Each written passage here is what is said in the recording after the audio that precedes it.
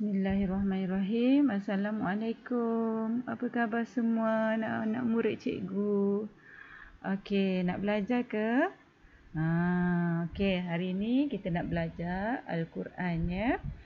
Baiklah, untuk mata pelajaran ini cikgu harap semua sudah bersedia dengan Al-Quran masing-masing ya.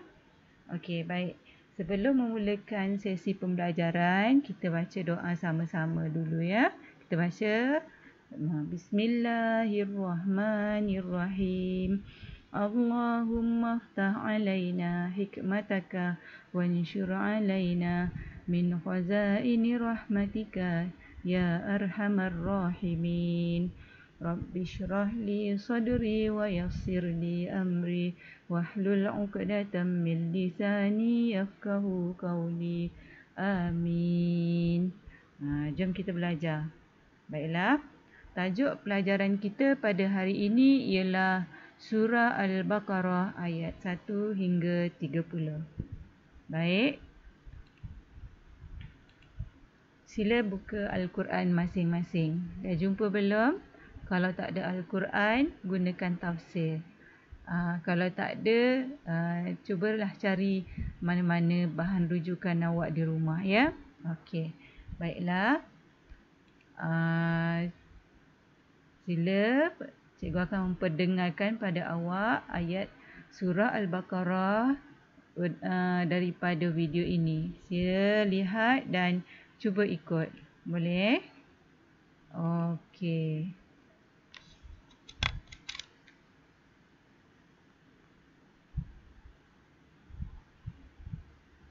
أعوذ بالله من الشيطان الرجيم. بسم الله الرحمن الرحيم. ألف لام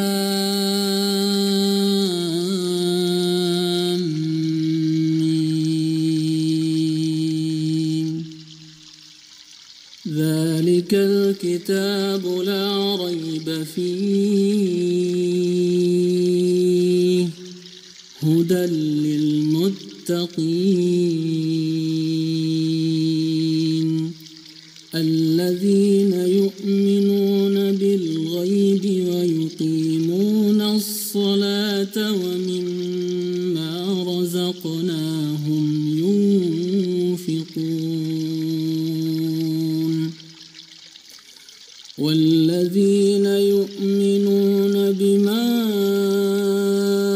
أنزل إليك وما أنزل من قبلك وبالآخرة هم يوقنون أولئك على هدى من ربهم وأولئك هم المفلحون إن الذين كفروا سواء عليهم أأنذرتهم أم لم تنذرهم لا يؤمنون ختم الله على قلوبهم وعلى سمعهم وعلى أبصارهم غشاوة ولهم عذاب عظيم ومن الناس من يقول آمنا بالله وباليوم الآخر وما هم بمؤمنين يخادعون الله والذين آمنوا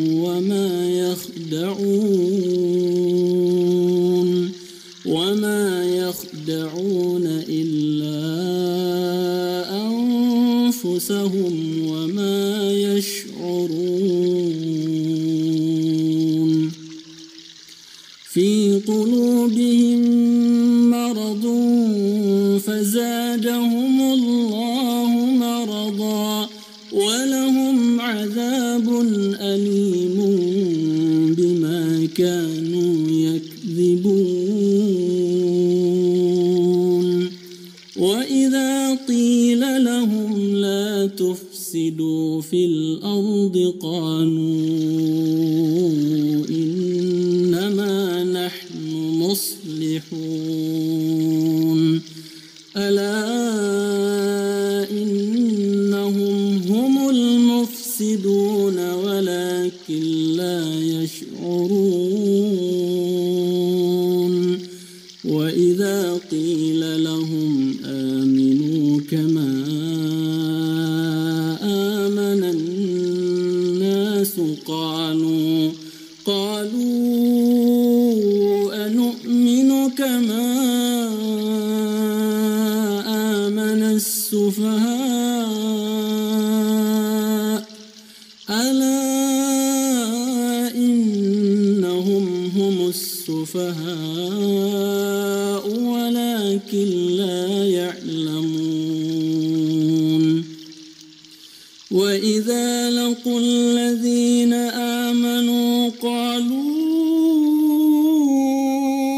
آمنا وإذا خلوا إلى شياطينهم قالوا إنا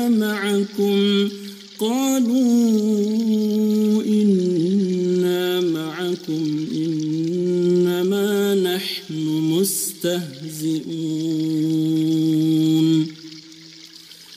الله يستهزئ بهم ويمدهم في طغيانهم يعمهون أولئك الذين اشتروا الضلالة بالهدى فما ربحت تجارتهم وما كانوا مهتدين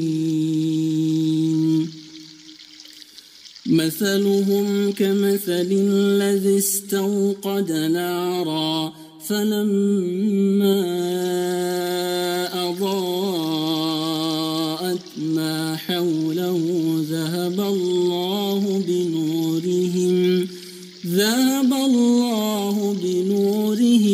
وتركهم في ظلمات لا يبصرون صم بكم عمي فهم لا يرجعون أو كصيب من السماء فيه ظلمات ورعد وبرق يجعلون أصابعهم في آذانهم من الصواعق حذر الموت والله محيط بالكافرين يكاد البرق يخطف أبصارهم كلما أضاء لهم مشوا فيه وإذا أظلم عليهم قاموا ولو شاء الله لذهب بسمعهم وأبصارهم إن الله على كل شيء قدير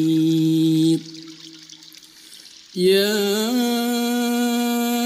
أيها الناس اعبدوا ربكم الذي خلقكم والذين من قبلكم لعلكم تتقون الذي جعل لكم الأرض فراشا والسماء بناء وأنزل من السماء ماء فأخرج به من الثمرات رزقا لكم فلا تجعلوا لله أندادا وأنتم تعلمون وإن كنتم في ريب مما نزلنا على عبدنا فأتوا بسورة من مثله وادعوا شهداءكم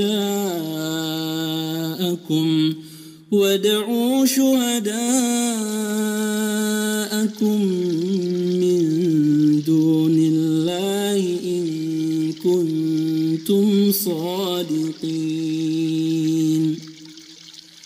فإن لم تفعلوا ولن تفعلوا فاتقوا النار التي وقودها الناس والحجارة أعدت للكافرين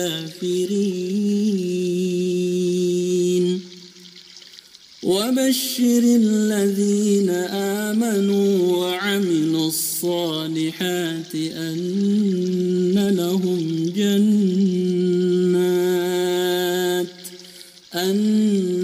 لهم جنات تجري من تحتها الأنهار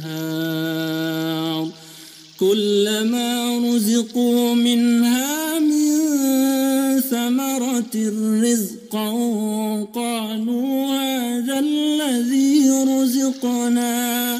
هذا الذي رزقنا من قبل وأتوا به متشابها ولهم فيها أزواج مطهرة وهم فيها خالدون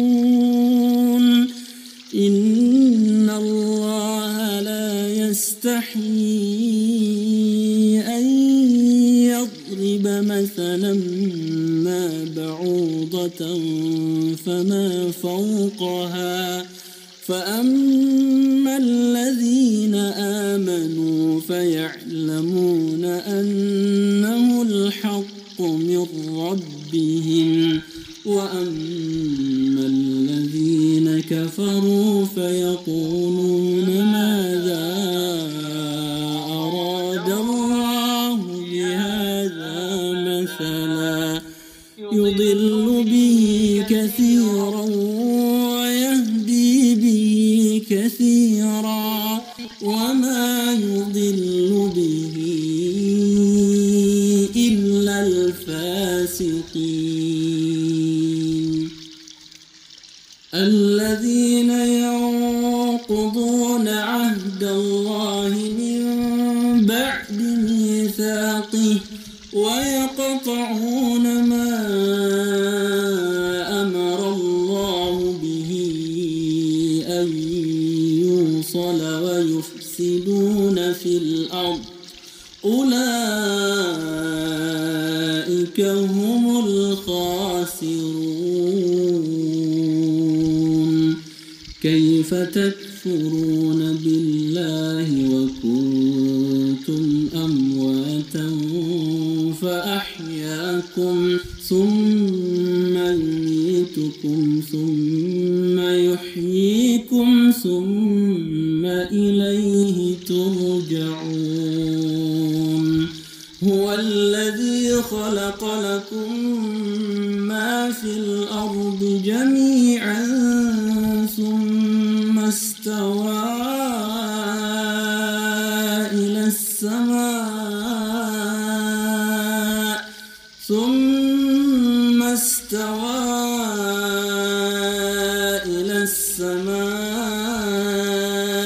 فسواهن 7 سماوات وهو بكل شيء عليم وإذ قال ربك للملائكة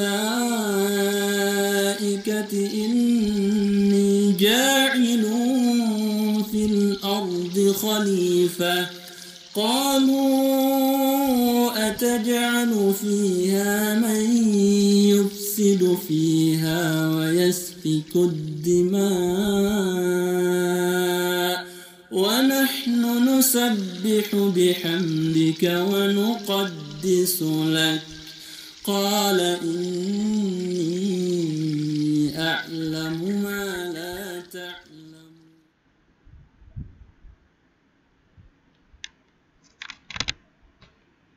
Baiklah, sudah baca. Kita sama-sama baca. Sadaqallahul azim.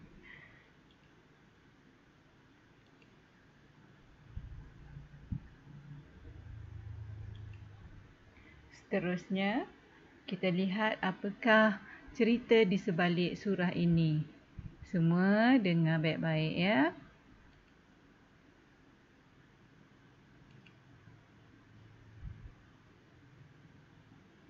Internet cikgu lembab sikit ni.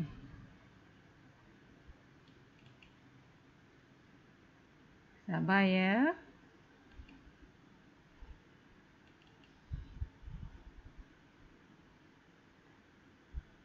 Okey, dengar cerita ni ya.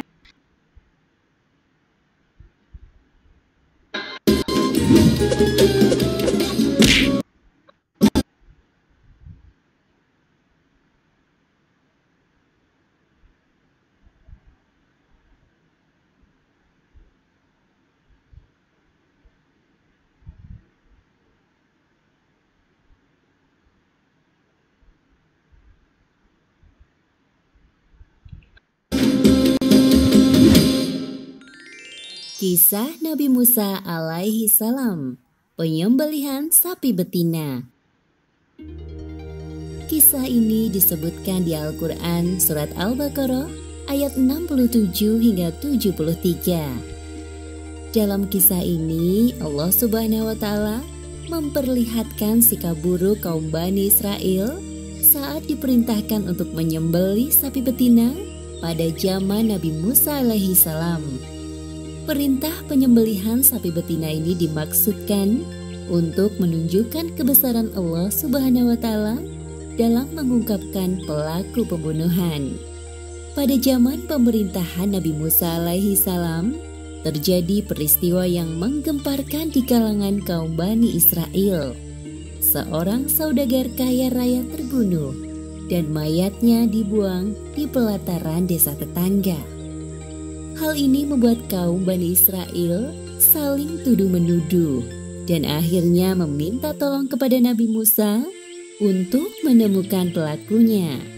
Wahai umatku, aku telah berdoa kepada Allah Subhanahu wa Ta'ala untuk ditunjukkan wajah si pelaku pembunuhan. Namun ada satu syarat yang harus kalian penuhi. Apa itu wahai Musa alaihissalam? Allah Subhanahu wa Ta'ala memerintahkan kalian untuk mencari seekor sapi betina kemudian menyembelihnya. Mendengar hal tersebut, mereka kembali ke tengah-tengah kaum dan memberitahukan hasilnya. Bagaimana mungkin kita disuruh untuk menyembelih sapi, padahal nenek moyang kita dahulu sangat memuliakan sapi. Kenapa tidak yang lain saja? Aku merasa keberatan dengan permintaan itu. Ya. Aku juga sangat keberatan. Tanyakan saja sendiri kepada Musa. Keesokan harinya, beberapa orang dari kaum Bani Israel mendatangi Musa. Wahai Musa, ini ada orang mati. Kami ingin mencari siapa pembunuhnya. Namun, engkau menyuruh kami menyembelih seekor sapi betina. Apa hubungannya sapi dengan orang mati? Sesungguhnya, ini adalah perintah Allah Subhanahu wa Ta'ala agar kalian menyembelih sapi betina. Jangan membodohi kami dengan perintah itu, wahai Musa. Aku bukan orang bodoh, padahal aku adalah utusan Allah Subhanahu wa Ta'ala. Seperti yang disebutkan dalam surat Al-Baqarah ayat 67. Dan ingatlah, ketika Musa berkata kepada kaumnya, Allah memerintahkan kamu agar menyembelih seekor sapi betina. Hal ini menunjukkan sikap buruk kaum Bani Israel, yaitu suka membantah saat mendapat perintah dari Allah Subhanahu wa Ta'ala. Wahai Musa, apabila itu benar yang diperintahkan Tuhanmu untuk kami, mohonkan kepada Allah agar menjelaskan ciri-ciri sapi itu, yang tua atau yang muda atau yang bagaimana. Allah Subhanahu wa Ta'ala mengatakan bahwa sapi betina itu tidak tua dan tidak muda, tetapi pertengahan antara itu. Maka carilah sapi betina itu. Kaum Bani Israel itu pulang dan kembali lagi keesokan harinya menghadap Nabi Musa. Wahai Musa, kami masih belum paham perihal sapi itu. Mintalah kepada Allah untuk menunjukkan warna sapi betina itu agar kami mudah mencarinya. Allah Subhanahu wa Ta'ala mengatakan bahwa sapi betina itu yang kuning warnanya dan menyenangkan pandangan orang yang melihat. Hal yang sama berulang terjadi di hari berikutnya. Mereka kembali mendatangi Nabi Musa. Maafkan kami, wahai Musa. Sekali lagi mohonkan kepada Allah untuk menjelaskan tentang sapi betina itu. Insya Allah, jika Allah menghendaki, kami akan mudah mendapatkan sapi betina yang dimaksud. Allah Subhanahu wa Ta'ala mengatakan bahwa sapi itu adalah sapi betina yang belum pernah dipakai untuk membajak tanah dan mengairi tanaman. Tubuhnya sehat dan tidak ada belang sedikit pun. Nah, sekarang barulah kami mengerti perihal sapi betina itu. Tak jauh dari perkampungan Bani Israel, hiduplah seorang pemuda soleh bersama ibunya di sebuah rumah sederhana. Ayah pemuda soleh itu sudah tiada dan meninggalkan seekor sapi betina. Sapi ini sangat mirip dengan sapi yang dicari oleh kaum Bani Israel. Nak, untuk makan kita besok, tolong kau jual sapi peninggalan ayahmu ke pasar. Jika ada yang memberikan emas sepenuh kulit sapi kita, Ibu redo melepaskannya. Baiklah, Bu. Besok aku pergi ke pasar untuk menjual sapi itu. Keesokan harinya, pemuda saleh itu pergi ke pasar membawa sapi betina. Hal itu diketahui Bani Israel yang lewat di pasar. Mereka segera mendatangi pemuda itu. Wahai anak muda, apakah kau hendak menjual sapi betina ini? Benar, Tuan. Ibuku menyuruhku menjual sapi betina ini. Berapa harga yang ibumu minta untuk sapi ini? Tuan bisa membelinya dengan emas sepenuh kulit sapi ini agar ibuku ridho melepaskan sapi betina ini. Ketiga orang dari kaum Bani Israel ini berdiskusi dan memperhatikan sapi betina yang ciri-cirinya sangat mirip dengan sapi yang mereka cari. Baiklah, ini sekantong emas yang kau minta. Terima kasih, Tuan. Setelah mendapatkan sapi betina dari pemuda saleh tadi, laki-laki itu memberitahu kaumnya yang lain dan mendatangi Nabi Musa alaihi salam.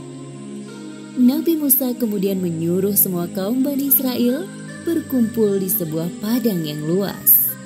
Wahai Musa, kami telah mendapatkan sapi betina dengan ciri-ciri seperti yang Tuhanmu sebutkan dan menyembelihnya. Sekarang tunjukkan kepada kami pelaku pembunuhan itu, agar kami tidak saling menuduh satu sama lain. Nabi Musa alaihi salam menyuruh mereka mengambil salah satu bagian dari sapi betina itu, lalu memukulkannya pada mayat, seperti yang disebutkan dalam surat Al-Baqarah ayat 73. Lalu kami berfirman, pukullah mayat itu dengan bagian dari sapi itu. Demikianlah Allah menghidupkan orang yang telah mati.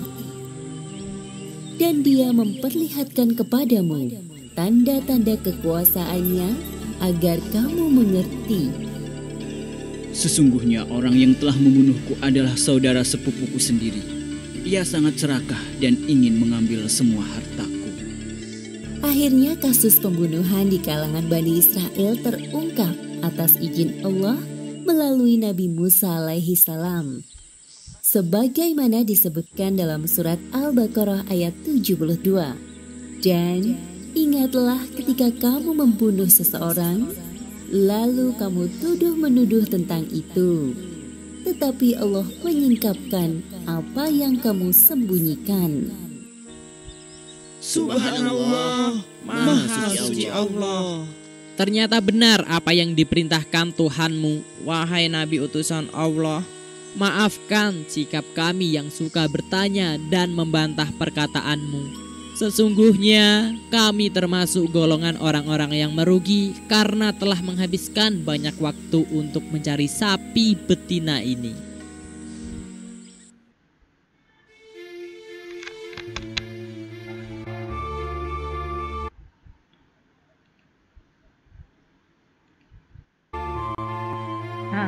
Macam mana?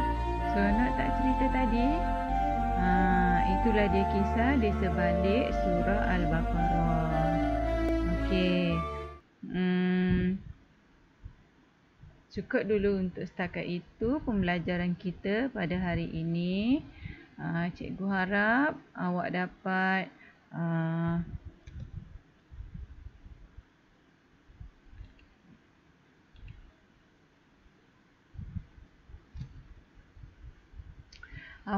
membuat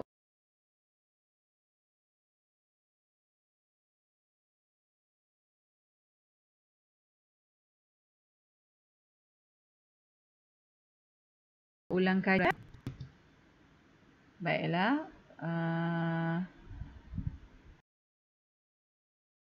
Habis sudah untuk hari ini. Sehingga bertemu lagi. Sekian. Assalamualaikum warahmatullahi taala wabarakatuh.